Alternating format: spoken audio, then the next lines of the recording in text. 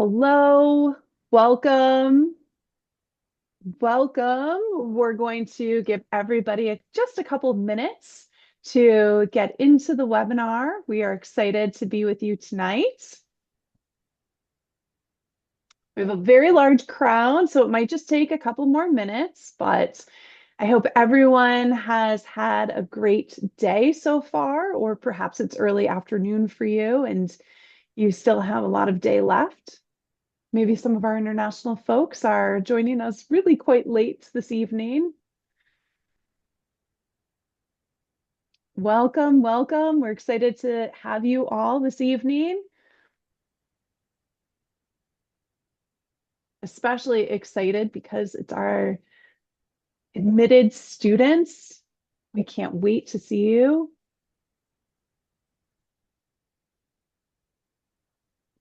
All right. Well, welcome everyone. We are so excited to be with you this evening. My name is Tracy Zappola. I am an admissions representative here at Syracuse University. I want to start by saying congratulations to you on your acceptance, to your student, to your family on their acceptance to Syracuse University. We look forward to sharing today with you, and hopefully you can see a little bit more about why you potentially would want to join the Orange family.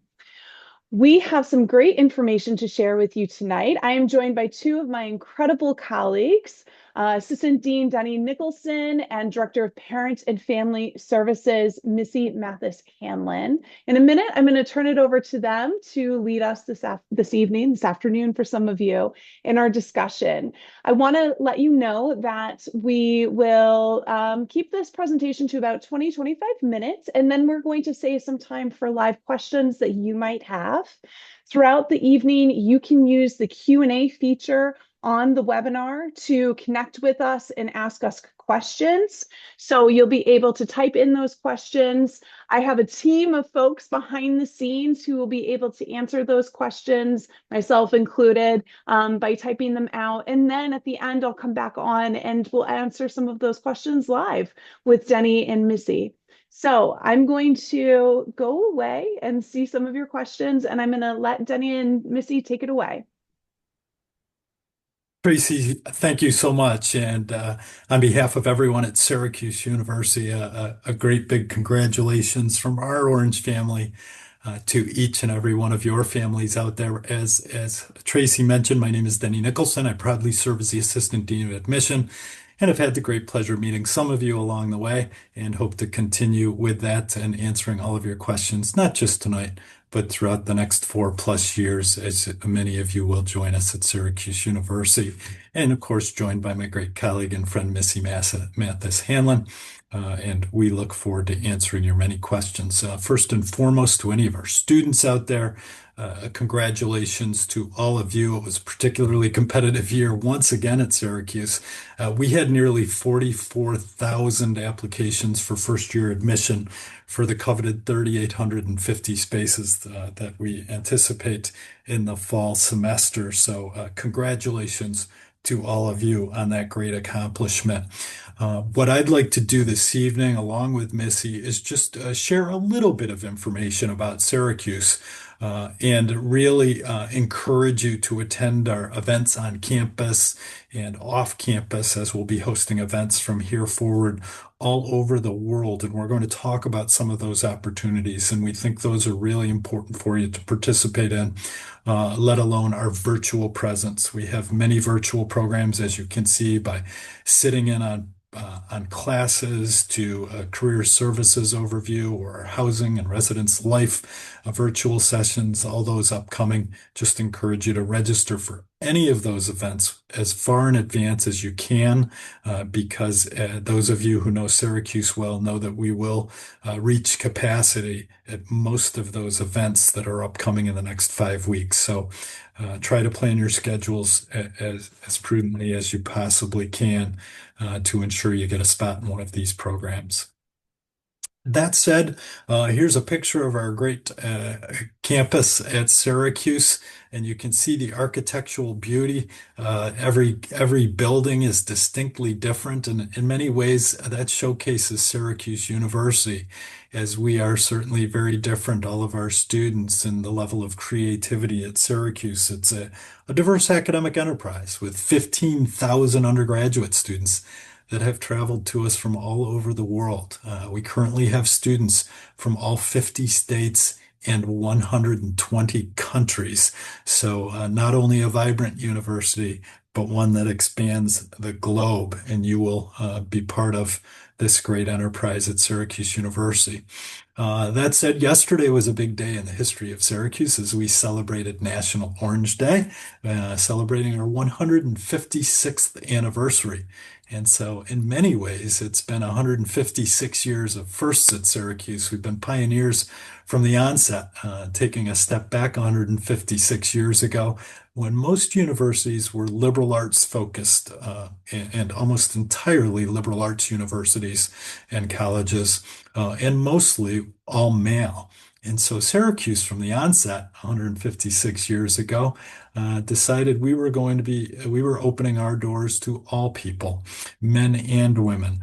All would have a fair chance in admission at Syracuse University, and that we would combine the liberal arts, the foundation of our education at Syracuse, with all these pre-professional schools. So at Syracuse, we have 10 schools and colleges at the undergraduate level, the largest, in fact, being the College of Arts and Sciences, home school to 5,000 of our 15,000 students, but yet surrounded by 9 of our pre-professional schools and colleges. And as you'll learn shortly, many of our students combine those many academic interests during their time at Syracuse. But we have a real compelling story in terms of opening our doors to all people, and that we open our doors to over 7,000 veterans within a couple of years of the conclusion of World War II. And that simply changed the trajectory of Syracuse University as we know it now, doubling us in size in a few short years back in those days.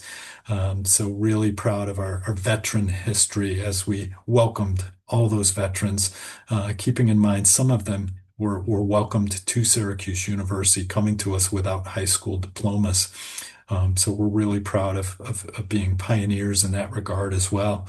Also, the very first school to offer an information studies school, affectionately referred to as our iSchool. Some of you on the call tonight have been fortunate enough to be admitted into the iSchool, and yet others were admitted into the university that offered the very first Bachelor of Fine Arts degree. Yes, right here at Syracuse University. So congratulations to you students who've been admitted into fine arts. One of the great things about Syracuse University is a vast array of academic opportunities. You can see here on the slide, we offer students over 200 majors and 100 minors spread out amongst the 10 schools and colleges. And one of the things you'll learn, if you have not already, if you visit campus or you meet some of our students at one of our upcoming functions, the common theme that you're going to hear is a theme of students who have perhaps more than one major. They're double majoring, they're triple majoring, they're having one major with 2 minors, and they can be from different schools and colleges, 2 majors from 2 different schools or colleges, one major with 2 minors from 2 other schools and colleges. And all of that will be in play for you. Now, as our students know, you are required to apply to a particular school or college at Syracuse, and you've all been successful in being admitted into one of our schools and colleges. But we also realize at Syracuse that not every journey finishes where it begins. So, yes, many of you in the audience tonight will pick up a second major, perhaps a third. Others will pick up minors along the way.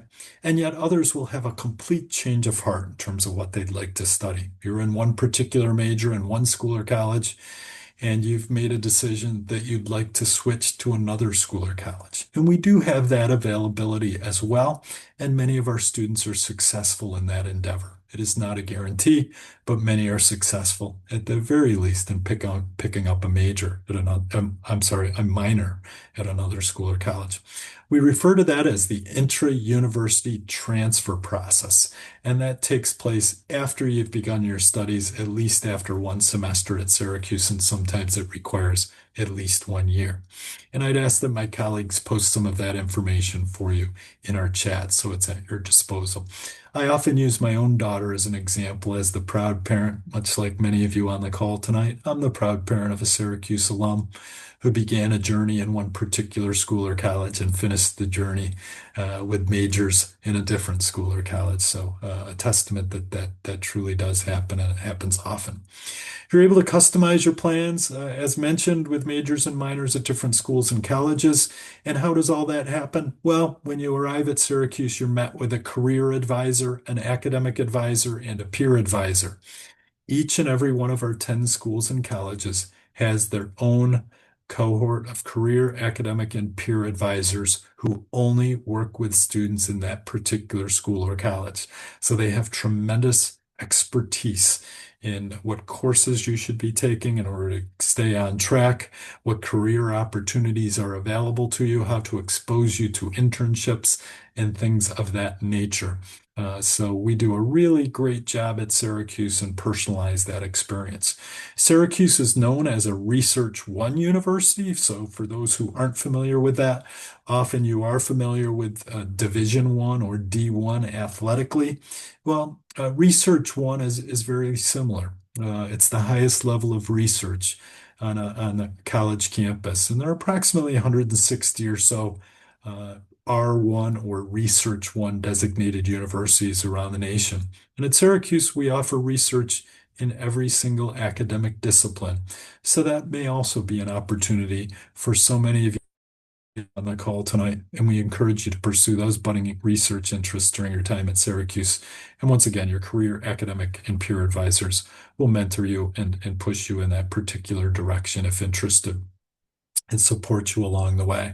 We have robust internships at Syracuse University with all the top companies, and I'll allude to that a little bit later on. And Syracuse is certainly a global enterprise, as I mentioned early. Not only do students come from all over the world, but our students go all over the world. In fact, Syracuse owns and operates 5 centers around the globe. We offer what I would call mini campuses in Madrid, Florence, Strasbourg, Santiago, as well as London. So we'll have somewhere between 50 and 500 Syracuse University students at each of those locations every semester, being taught by our Syracuse faculty, surrounded by your fellow Syracuse students. So those are amazing experiences. If those particular countries don't whet your appetite, rest assured we have many other opportunities as part of the World Partner Program, whereby students are able to engage in studies with partner universities, over 100 universities in 60 different countries. And we also have 3 domestic centers owned and operated by Syracuse University. We call that study away rather than study abroad. They're located in New York City, Washington, D.C., as well as Los Angeles, California. So the Center for Learning and Student Success, where you're going to have robust resources available to help you and mentor you and guide you along the way to ensure a successful academic endeavor at Syracuse University. You'll often hear while a student at Syracuse about an unsurpassed student experience. The bar is very high at Syracuse University, no pun intended, as you are looking at a rock climbing wall.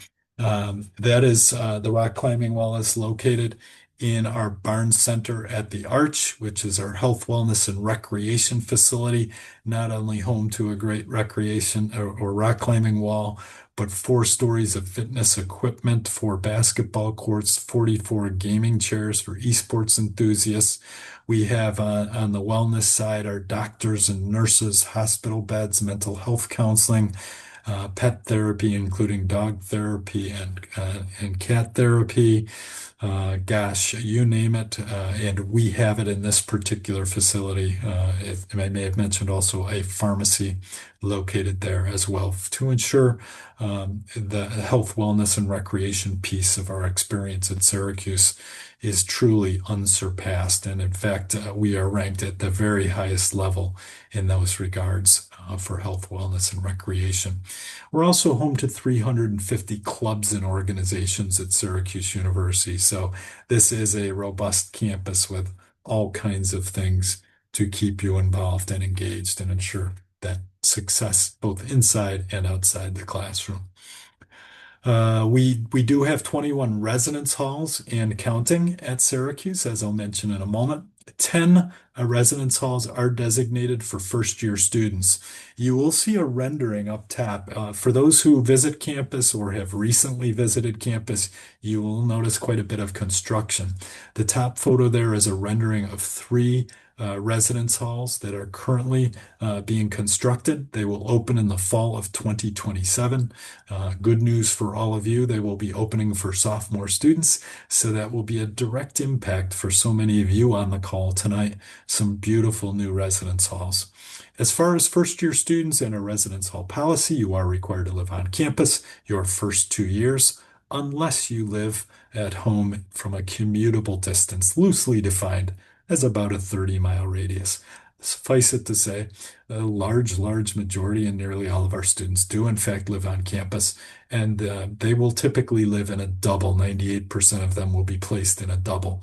The bottom photo that you see here on the slide is a split double, meaning there is a slight wall of privacy, or a 3/4 of the room as a partition down the middle. And then yet other first year residence halls are considered open doubles, where there is no wall in the middle. So less privacy in that particular case, but split doubles and open doubles will be the options. We offer robust living learning communities. If you're not familiar, at Syracuse, we offer 30 of these opportunities. In essence, it's common interest communities. That interest is often that you share an academic interest together. So those students living on a particular floor in a hall will share a common interest, such as an academic interest, and they'll take a class together and they'll form their study groups together as a result. They may do some volunteer projects and community work together. So it's really a nice way to bond with other classmates and develop friendships and camaraderie based around a common theme. And sometimes that theme is not an academic interest, but something other than, and more of a social interest. So there are plenty of options. You'll learn more about that as you hear about housing at Syracuse University. And again, there is an upcoming housing virtual session within the next week or two.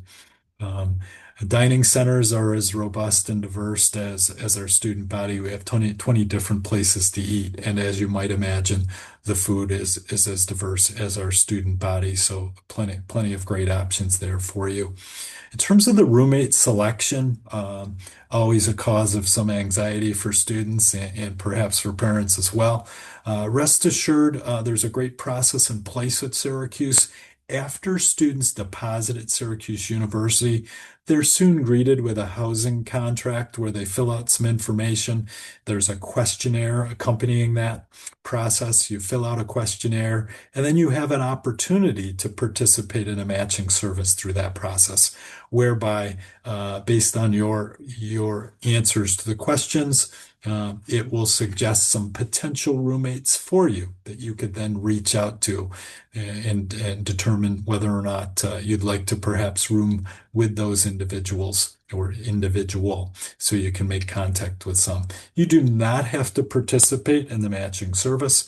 You do have to complete, however, you do have to complete the housing contract. Forever Orange, our alumni network, is proud, and we are proud of them. 89% of the most recent graduating class 2025 were employed or went directly into a graduate school program within 6 months of graduation. You can see the average starting salary. You can also see the top employers that hired Syracuse alums and students at that time. Through the process. So the best companies in the world come and recruit here at Syracuse University. And I think one thing I'd really like to have resonate with all of our families is the power of our alumni network. It's expansive, all over the world, and they are extremely proud alums. And so at Syracuse University, one of the hallmarks I always talk about are the immersion programs. And these often take place in the sophomore and junior year when students have an opportunity during fall breaks, winter breaks, and spring breaks to go out and meet with alumni who work in industries where they have interest. And I can speak firsthand as a parent because my daughter spent the fall break of her sophomore year in New York City as an aspiring accountant, meeting with Syracuse alums working at each of the big four accounting firms. And she spent a great week down there. There were other aspects of the trip, such as a trip to Wall Street, as well as Google office and meeting alums at all those places. But really, what transpired, frankly, was an internship. It led to an internship at a Big Four and ultimately being hired by a Syracuse alum as an accountant at one of the Big Four. So I can speak on a very personal level about the power of our alumni network, the power of our immersion programs leading to internships and then leading to those jobs. And then the Forever Orange Scholarship is, as noted up above, a percentage of our alums go directly into graduate school. Well, in fact, many of them go directly on to Syracuse University and take advantage of our Forever Orange Scholarship. We have a good number of our Syracuse University master's degree programs that participate in the Forever Orange Scholarship program, which guarantees students a half tuition scholarship for their graduate studies if they continue on at Syracuse University. And then Becoming Orange, syracuse.edu/admitted is a great resource rather, for all things regarding admitted students. So go onto that site regularly and get the latest and greatest, where you'll see amazing information. My colleagues will post in the chat, if they have not already, how to register for upcoming visitation programs on campus, as well as all of our programs, whether they're virtual, whether they're on campus, or whether they are in your region. We are beginning to travel around the globe to host admitted student receptions. And if there happens to be one in your area, you will notice that, students, right in your applicant portal. We have that set up so that if you go in your applicant portal, you will see if there's an admitted student reception in your area. But you can also go on our website, which they'll post in the chat if they haven't already, and learn more about all the visitation programs or admitted programs, both on campus and off campus. And do register right away, or as soon as you make plans, because they will fill up. And sadly, we do have to close some families out on their preferred dates of visitation. We have a number of admitted visit programs, as mentioned. One of the questions that often arises is, when will I hear about advising and course selection as an incoming student? And that will generally take place sometime between mid-May and the end of June, is when you will receive your initial outreach from your academic advisor, and that will begin the process of planning your courses for the fall semester. We also have some orientation programs that my colleague Missy is going to talk about in just a moment. And we also have Welcome Week that Missy will touch upon as well. That said, I'll leave you with #SyracuseBound. Please send us your photos. We love to see you on social media sharing those great Syracuse moments. So please be sure and send us all those great photos. So with that said, I am going to turn it over to my colleague and friend, Missy Mathis. Hi there, everybody. Thanks, Denny. Congratulations to all of you. I just want to tell you a little bit about a department that's just for families and supporters of our students. We're called Parent and Family Services, and we've existed for almost 60 years at Syracuse University, so pretty forward-thinking chancellor at the time. We do new family and supporter communication through our Orange Family Connection portal. And that is something that, for instance, will begin in early May once students have committed to the university, and it'll go throughout the summer. And so it'll keep you informed about what's happening on campus all through their time at Syracuse University. we don't stop after that first year. We are an office resource for families through your students' entire undergraduate career. So when you come around to senior year and you want to talk about commencement, we can talk about that too.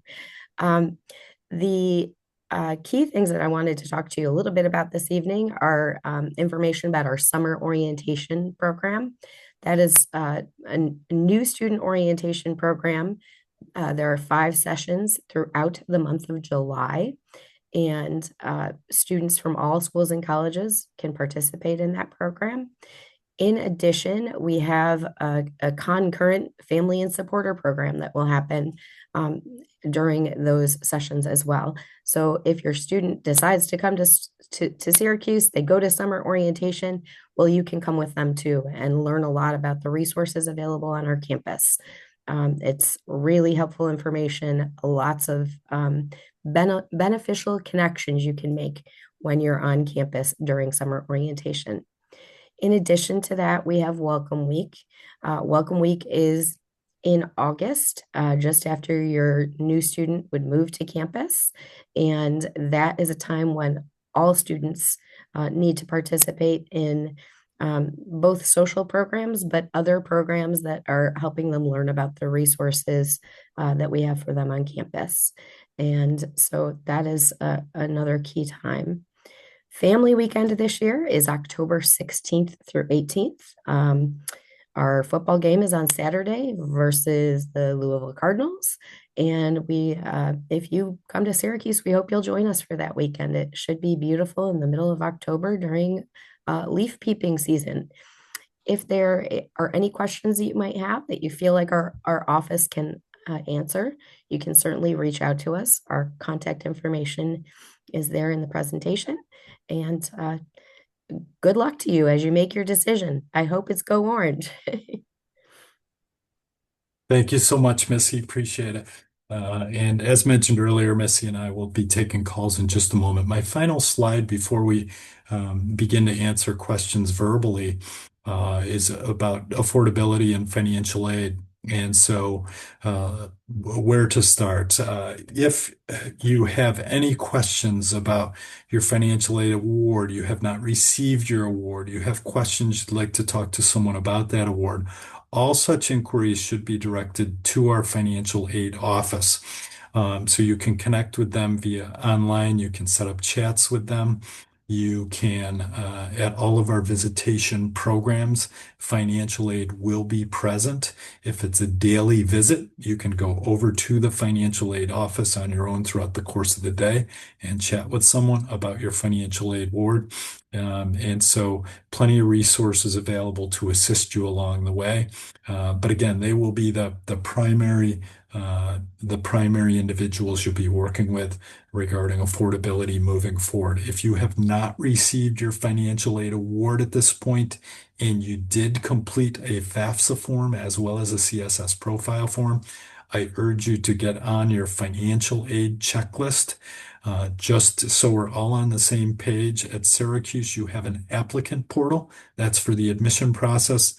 There is also a financial aid portal with separate login credentials where you go in and determine if all of your information has been submitted and the status of your financial aid award. So be sure and go there if you have any questions. Again, the financial aid office will be available on campus for daily visits. Aside from Saturdays, they will be available on a daily basis, Monday through Friday, for visitation programs, and certainly will be present at our large scale events on campus. So that said, again, congratulations to all of you. I'm going to turn it over to Tracy, who is going to be kind enough to tee us up with some questions that Missy and I will address. And these are some of the common questions that are probably coming through the Q&A. So again, keep those questions coming through. We'll have some being answered behind the scenes, and then Missy and I will do our best to answer the rest of them. Absolutely. Well, thank you both so much. One question was, or a couple questions regarding academic advising. Specifically, how are advanced placement exams handled? What does that look like as far as bringing credit to Syracuse University and how a student will do that? Great. Probably best for me to address that one. So thanks, Tracy. And maybe someone, one of my colleagues here can post that information in the chat for our families. We do have an AP credit transfer process and policy along with IB International Baccalaureate, CLEP exams, as well as dual enrollment courses. Many of you on the call tonight have taken college courses. So let's try and address all of those very quickly and kind of in its broadest format. If you have taken a college course from an accredited university and Syracuse, which is probably the case, let me start there, and Syracuse University offers something similar, which is likely the case, and you get a C or better in that course, it is likely to transfer. Okay, no promises, but that's generally the case for us. If you've taken international baccalaureate classes and higher level HL courses with 5, 6, and 7, those are transferable. AP courses, AP exam scores of 4 and 5 are transferable, and in some cases a 3, depending upon the exam. Again, we'll put that in the chat for you if we haven't already, and you'll have some information in front of you. You can easily find that information on our website as well. And then a quick follow-up related to that. Are there any exams that have to be completed by incoming students when it comes to like foreign language or placement exams, that type of thing? Depending upon the major and the school or college, there could be some placement exams, but that is something that your advisor is going to be reaching out to you throughout the course of the summer and being crystal clear about any of additional requirements that you might have to properly place you for success at Syracuse and get you in the right courses. Great, thank you. Missy, you brought up orientation this summer. There's been a few questions about it. Can you just reassure folks that whether or not it's mandatory, what the process looks like, if it's available online, some of those other questions that have come up? The summer orientation program, which happens throughout the month of July, is not a mandatory program. It's available to students in all of the schools and colleges that wish to attend. They can also bring up to 2 family members or supporters with them. And it's actually a no-cost program for the students. That includes meals, an overnight in a residence hall for those 2-day sessions, and all of that. For families, you do have to make your own hotel arrangements and obviously travel arrangements, but it's also a no-cost program for you for materials and meals during the sessions. So it's a great opportunity for students to get a little bit of a leg up on meeting people. They may find that their roommates also interested in coming, and so they can both join one of those sessions and meet each other a little bit ahead of time if they haven't done that yet. So I wouldn't say it's mandatory, but the sessions that are really mandatory are in August during Welcome Week. Great. And speaking of Welcome Week, we had a question from a family that was wondering when they should plan on staying through Welcome Week. What does that look like? When should they leave campus? Well, part of it is going to depend on when you come to campus. So we do have some pre-orientation programs that some students take advantage of. For instance, they're called leadership outdoor programs, and those are through our Barn Center at the Arch Recreation area. Students may come several days in advance of the typical student to move in for that. International students, of course, come a little bit earlier so that they can take advantage of some programs that they will have available, particularly for them. But for most students, you're going to move in earlier in that week. I think it's the 17th, 18th, 19th. And that information is not detailed available yet, but it will be soon, likely by May 1st. If families are interested in really staying and experiencing the entirety of what they can experience in person, on Thursday morning, typically during orientation, is our new student convocation. That is where we have the full academic pomp and circumstance, and the chancellor welcomes the new class to campus. And so we do invite families to attend that with their student. Typically on that day is when we invite you to please go home because we want your student to really get involved in the social life on campus, start meeting people, and really becoming integrated into our community. Fantastic. Thank you. A couple questions about support services on campus. So one was specifically about, students who are looking to connect for executive functioning support or accommodations. Where do they go for that type of support service? Yeah, that is going to be our Center for Disability Resources. Their website, if you search for it, is very clear. It talks about how students can apply or register right online on their website, upload any evaluations and supporting documentation related to diagnoses, etc. Um, and they can work with your student on a one-on-one basis after they receive that information to make determinations about what accommodations they can provide. Thank you.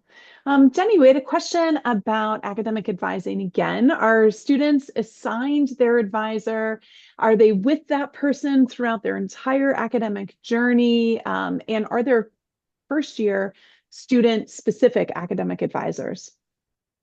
Yeah, it's a loaded question, and I'll try to get to all of that, Tracy. So, it, it depends, I guess, is one way to answer that. So I know in some of our schools and colleges, namely the College of Arts and Sciences has advisors designated specifically to their undeclared population, as do many of our schools and colleges for their undecided populations. So they have great focus and experience working with undeclareds. They may transition over to another counselor over time, another advisor rather, but not in all instances. Other things to point out is that a student will begin their journey with a career advisor, academic advisor, and a peer advisor, and then pick up a second major in another school. Well, their team just doubles, right? Now they have a career advisor, academic and peer advisor in a second school or college, and then they decide they might want to go on to law school. Now they're going to be part of the pre-law advisory program and have a larger team behind them. So there's tremendous support along the way. There are no guarantees that that advisor will stay with you all 4 years, but I would say oftentimes the answer to that is yes, they are with you throughout the entire duration, but wouldn't be, depending upon the circumstances, it wouldn't necessarily be the case in every situation. Great, thank you. Couple questions about both housing and meal plans. How soon after a student pays their deposit should they expect to get access to the housing portal and do that? And then are students able to choose various types of meal plans? They are. So how soon? Our early decision students should have, at this point, received some information about housing. And then our regular decision students who deposit, generally within 2 to 3 weeks, are going to be receiving some information about housing and meal plans and the like. And yes, there are choices in terms of the meal plans. Unless others know more about that than I do. Missy, you deal with the meal plans quite a bit, Tracy, more than I do, so I'll defer.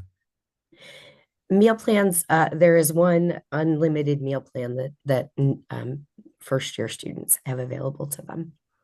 If Thank they're you. a student who's commuting, for instance, they may have some other options, but for residential students, there's only one choice. And Missy, you Thank actually mentioned commuting. So wanted to ask that question for some of our commuter students. What does the parking process look like? They'll be able to work with our parking and transportation services area to secure a parking permit. Typically that is going to not be at a very centralized location on campus, and they may have to use our trolleys and shuttles throughout campus in order to get to the central location on campus. But it shouldn't, be too much of a problem. Most things are really easily accessible, but the information is typically on their website. And I'm going to say it'll probably be May before the new student information will be there on parking and transportation. Great. Thank you. And it wasn't asked, but just as we were talking about parking and cars, first year students, besides those that are commuting, what's the policy for that? They cannot have vehicles on campus. Parking is at a premium. There may be an extremely small number of students in the School of Education that may have access through an exception to the rule because of placements and things that they may need to participate in, but they would need to talk with the School of Education about that. Thank you. A question about getting work study on campus or having the opportunity to get a campus job. Can you talk a little bit about that and what that process looks like for students? I can do it, Missy, or you're welcome to if you'd like. I'm happy to talk about it. We Go right actually ahead. have a department right on campus called CuseWorks. They're part of our student experience division of the university, and they're centrally located just across the street from the Shine Student Center. So they can be very helpful. But there's also a system called Handshake that we use literally from the time a student walks in the door of the university until the time that they're graduating and even perhaps into their alumni status. But that is where we have a centralized location where jobs are posted for both work study and non-work study positions on campus. There are also volunteer opportunities that are sometimes posted there as well. In addition to that, career services and the career units throughout the schools and colleges will also use that system to post things like internships and actual jobs that are available for students after they graduate. So it's a system that we use throughout a student's career, and it's called Handshake. Tracy, I'd just jump on that at the tail end and indicate some of you in the audience have received a federal work study dollar amount in your financial aid award. Others have not. If you are a student that has received federal work study dollars, obviously in Handshake, you would see some jobs designated specifically for work study. For those who didn't receive work study, as Missy alluded to, there are opportunities for students who are non-work study eligible to find jobs on campus. Thank you. We had a question about if families have to sign up for the Orange Family Connection portal or if that's open access. Well, for students who have deposited, their families, at least up until the end of last week, have already been added into the system if we have an active email address for them. And so they may be receiving a message about orientation tomorrow if they're in that situation. If not, you will be added to the system if we have an active email address for you. After your student deposits. So it'll be matriculated folks only that are added to that system. You can certainly sign up for it as an outsider, but you may get bombarded with information that you don't wish to have. And so the information is available on our website. If you do have a matriculated student, someone who is deposited in your family, and you have not received an email from us yet, you can go on our website and sign up for the Orange Family Connection portal as well. Tracy, I'd love to add on a little bit as we talk about deposits and matriculation, and some folks might not know what all that means. So I want to walk you through depositing. As I think many of you know, you have, if you're a regular decision candidate at Syracuse University, you've been admitted through a regular decision process, you have up until May 1st to place your deposit, which is 450 housing deposit if you're living on campus, along with a $500 tuition deposit. That ultimately that money goes toward your bill, of course. But that in turn matriculates you at Syracuse University. So you deposit and you become a matriculated student at that time. How do you do that? A couple of venues, namely, students will typically go into their applicant portal where you can access the admission acceptance form, affectionately referred to as the AAF, and you can complete the AAF and submit the deposits, or you can go to your actual your notification letter, which is located in your portal as well. And there is a link within the letter that will take you to the AAF to complete the form and submit the necessary deposits. So hope that helps. And of course, we look forward to seeing many of your deposits. Great. The questions are still coming in fast and furious. We love it. We love being able to try to answer your questions. We had a question. This is a good one, actually. There's so many different Facebook pages for parents. Missy, any specific Facebook page that you would recommend for parents? Honestly, none of them. But if you have a class of 20, 30 page, for instance, that has some Syracuse University, I guess, in the picture for the page, it appears to be accurate information, and there appear to be a lot of people in it. Go with that page. There are some current parents who choose to be the admins for those pages, and they're fine.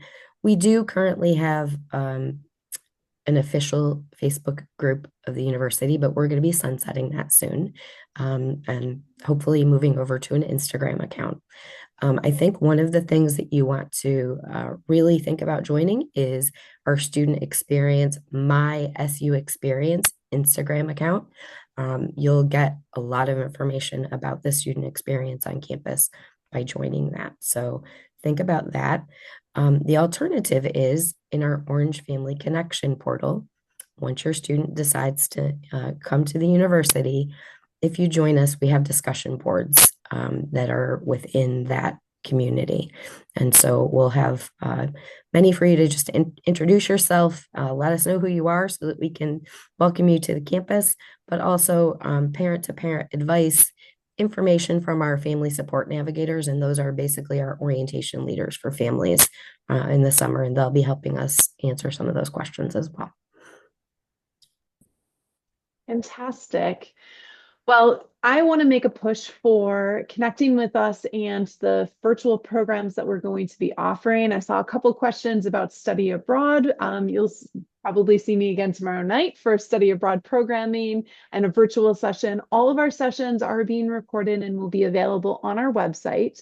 So whether it's connecting with us for study abroad or housing and living learning communities, orientation and the first year experience, Center for Disability Resources, CDR, or perhaps it's connecting with us to learn more about career services or SOURCE, which is our Center for Undergraduate Research. Whatever it may be, we'll have sessions available. We also have student panels, so students can ask questions to our current students about what's going on.